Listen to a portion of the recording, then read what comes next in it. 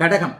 கடகராசிக்காரர்களுக்கு வாரத்தின் கடைசியில சனிக்கிழமை காலையிலையும் ஞாயிற்றுக்கிழமை முழுக்க திங்கக்கிழமை மத்தியானம் வரைக்குமே சந்திராஷ்டமம். கடகராசிக்காரர்கள் எல்லோருக்குமே வாரத்தின் இறுதியில் இந்த வாரத்துடைய அதாவது செப்டம்பர் 6ஆம் தேதியிலிருந்து வாரத்தின் கடைசி சனி ஞாயிறு ஆகிய 2 நாட்களும் சந்திராஷ்டமங்க. இந்த தடவை சந்திராஷ்டமம் என்ன அப்படின்னு பார்த்தீங்கன்னா உங்களுக்கு எப்போவுமே இப்போ ராகு கூட சேருவார், ஆனால் குருவின் பார்வைன்னு இருப்பார். வாரத்தின் முதல் நாட்கள் 5 நாட்கள் கடகராசிக்காரர்களுக்கு பெரிய சோதனைகள் எதுவும் இல்லாத நல்ல அமைப்புகள் கண்டிப்பாக உண்டு. வாரத்தில் 2 நாள் அந்த சனி ஞாயிற்றுக்கிழமை மட்டும் கொஞ்சம் எல்லாத்துலேயும் கவனமாக இருக்கணும். குறிப்பாக ட்ராவலில் நகை பணங்கள்லாம் எடுத்துகிட்டு போகிறவங்க கொஞ்சம் கவனமாக இருங்க. ட்ராவலுக்கு போகிற அமைப்புகள் கொஞ்சம் ரொம்ப தூரம் போகிற அமைப்புகளில் யாரை போய் பார்க்க போகிறோமோ அந்த விஷயங்களில் கொஞ்சம் ஃபெயிலியர் இருக்கும்.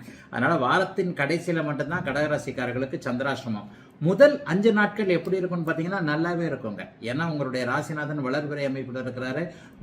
செவ்வாய்க்கிழமை புதன்கிழமை எல்லாமே குருவின் பார்வையில் 6ஆம் இடத்துல இருக்கிறார். ஆக வாரத்தின் முதல் செவ்வாய் புதன் வியாழன் வெள்ளி ஆகிய 4 நாட்கள் முயற்சிகள் பலிக்கக்கூடிய தன்மை, அதைவிட மிக மிக முக்கியமாக வேலை தொழில் வியாபாரம் போன்ற அமைப்புகள் கடகராசிக்காரர்களுக்கு நல்ல விதமாக இருக்கக்கூடிய அமைப்பு என இந்த வாரம் பெரும்பகுதி நாட்கள் நான் உங்களுக்கு நல்ல பலன் தான் சொல்லுவேன்.